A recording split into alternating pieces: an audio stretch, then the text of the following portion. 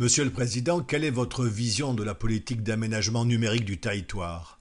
Une vision tout à fait particulière parce que je considère que c'est un élément essentiel, sinon primordial, de l'aménagement du territoire national, à la condition que nous retrouvions les valeurs essentielles qui sont celles de la République, l'égalité des territoires.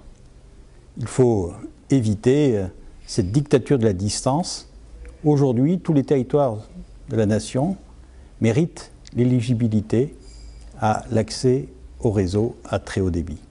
C'est donc une volonté de la nation qui doit être portée équitablement par les territoires et la volonté des politiques. Outre le cadre réglementaire qu'il a déjà édicté, quel rôle peut ou doit jouer le régulateur dans cette politique? Le régulateur doit jouer un rôle essentiel à la condition que prioritairement et préalablement le politique s'empare de ce sujet.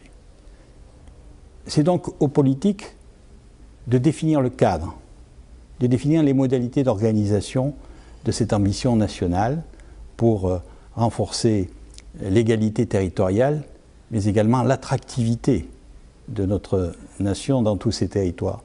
Et le régulateur doit, à l'intérieur de ce cadre, veiller à ce que tous les acteurs de l'objectif tiennent à la fois leurs engagements et le régulateur doit pouvoir, lorsque les règles ne sont pas respectées ou le cadre n'est pas complètement lui aussi respecté, édicter des sanctions.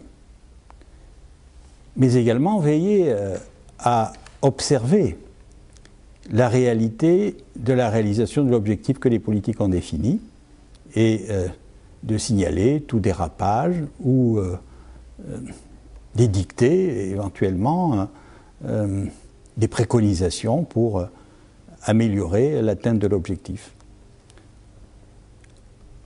L'ARCEP, dans cette dimension, a déjà joué un rôle tout à fait positif lorsqu'elle s'est mise à l'écoute, notamment de l'AVICA, sur certains sujets qui auraient pu pénaliser les collectivités territoriales, car le régulateur partage bien une connaissance profonde de cet objectif de mise à niveau du très haut débit du territoire national, et donc en capacité, à l'écoute des collectivités, de permettre à l'État-nation, qui doit redevenir l'aiguillon de cet objectif national, que je positionne comme celui de l'électrification du territoire national voici plus d'un siècle.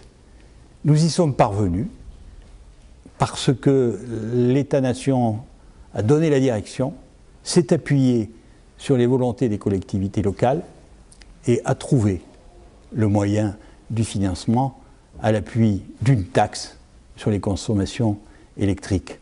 J'ose imaginer que ce qui a été bon au siècle dernier pour l'atteinte de cet objectif national le demeure aujourd'hui, à la condition que les volontés politiques puissent s'exprimer clairement sur le sujet.